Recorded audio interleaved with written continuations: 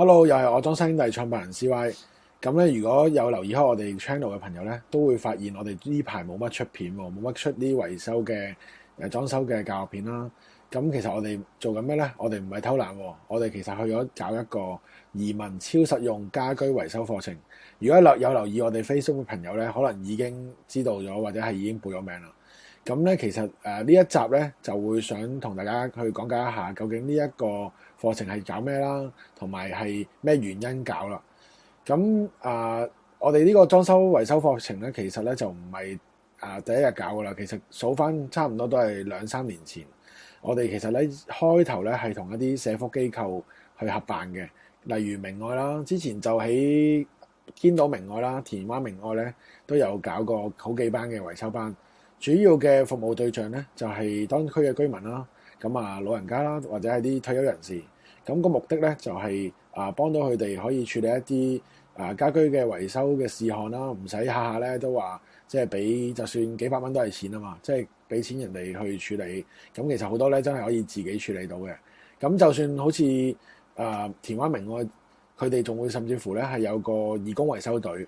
咁上完呢啲維修班嘅朋友咧，其實就可以加入維修隊咧，去服務翻當區嘅居民，例如華富村啦。咁所以其實都幾有意義嘅。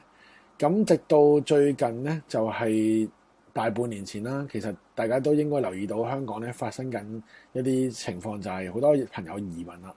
咁當中都不乏好多係我嘅朋友啦，數字上咧都有成9萬幾人嘅，好似聽新聞講。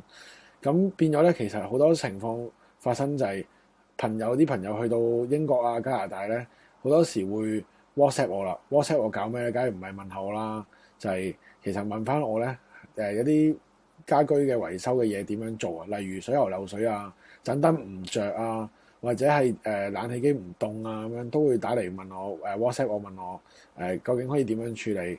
咁我一一慢慢去解答朋友啦。咁去到大約係個零月前啦，咁有啲奇怪嘅事發生啦，就係咧有一晚咧，即係有個朋友喺英國咧緊急漏水屋企，咁夜媽媽又揾唔到師傅，話啲水又漏晒出嚟，咁即刻 WhatsApp video call 直頭係視像打俾我啊，咁要我即時同佢做一啲緊急嘅維修先啦，咁一路教住佢一路 video call 喺度做，咁直到第二朝就揾翻一啲合資格嘅技工嚟再幫佢做翻個維修，咁。好多朋友知道咗呢件事之後咧，就即係打俾我話：喂，可唔可以CY 唔好搞到咁問啊？即係去到先揾你，可唔可以？不如你以前又有搞開啲家居維修班，不如就搞個維修班俾啲朋友啊，啲移民嘅朋友上咗先啦，學咗先啦，即係一技傍身。咁起碼打咗個底先，唔使咁理氣。咁所以其實開頭幾班咧，都係俾啲朋友啊，甚至我自己屋企人移民嘅都有上嘅。咁亦都上咗幾班之後咧，開始有啲朋友介紹佢哋嘅朋友咧，咁就話：喂，究竟有冇啲班係公開俾朋友嘅朋友啊，或者係我哋嘅 fans 啊，或者之前服務過裝修嘅朋友去上咧？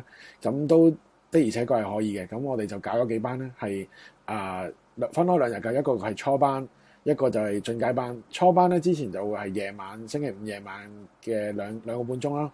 咁星期6嘅晏晝就係5個鐘嘅。咁亦都有朋友咧俾咗啲意見我哋咧，就話：喂，嚟2日，不如可唔可以1個咁樣？咁所以我哋亦都聽咗大家嘅意見咧，就係搞咗就係1日個嘅星期6，而家就逢星期6，咁未必係嗰個禮拜6啦，大家留意翻我哋個時間表啦。咁星期6咧朝頭早就係2個半鐘啦，咁9點半至到12點。咁食咗個飯1個鐘翻嚟咧，就係2點至到6點，就係1點至到6點咧，就係5個鐘。咁就會學到咧有乜嘢咧？就有大約10零樣啦，一啲大家真係學完咧係可以親手做到嘅嘢嘅。而呢啲嘢咧，亦都係適合喺香港啦，甚至乎去到外國咧，都係好適合去做到自己去處理到喺間屋，或者你住一啲 house 咧，都可以處理到嘅問題，亦都係一啲好常見嘅家居問題嚟嘅。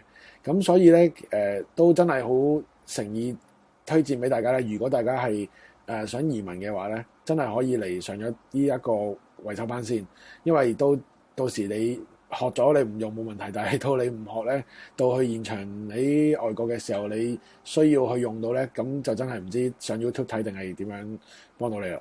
咁啊，所以希望喺呢個班咧希望見到大家啦。咁班嘅詳情咧，可以上翻我哋嘅 Facebook 嗰度睇翻個詳情嘅細節。咁啊，希望到時見到大家啦，拜拜。